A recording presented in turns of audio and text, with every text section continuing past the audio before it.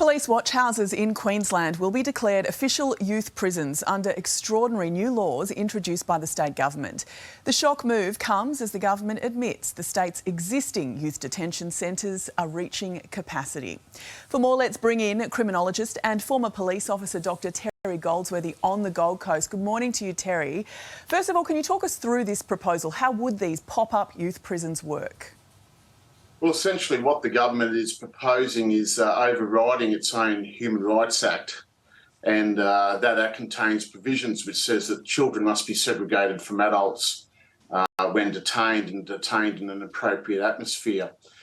So what they've done is the Police Minister yesterday, amongst many pages of legislative reforms, included one which included an overriding declaration where they're going to override their own Human Rights Act and allow children to be detained indefinitely in police watchhouses. And this will continue to 2027. Well, one of the issues obviously is the fact that this didn't have to go before the Parliament because of the way they've done it, but you raise those human rights issues. We've heard, for instance, about one case where a teenage girl was in one of these watchhouses with adult men. How much of a concern is this? Look, it's very concerning. It goes against the actual policy the police have in place for their watchhouses. And, you know, I spent some time in watchhouses in my junior service, and they're not designed for long-term stays. It's difficult to fully segregate people within watchhouses.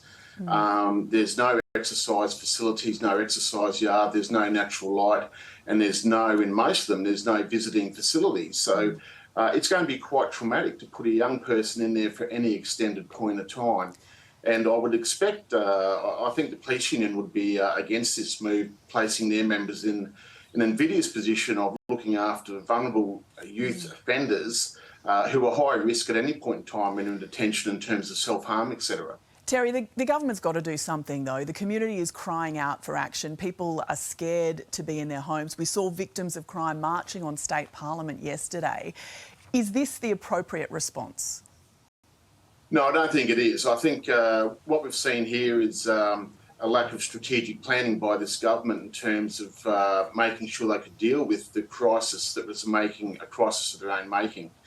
I think they'd be better placed looking to the adult prisons and actually setting aside an entire wing, etc., for the juveniles where they can be clearly segregated from the adult offenders and have got access to things such as visiting facilities, exercise yards and appropriate rehabilitation programs. They're not going to access any of that in watchhouses. I think it's a retrograde move, to be honest. Is there any other issue that you would like to see the government adopt to address this crisis?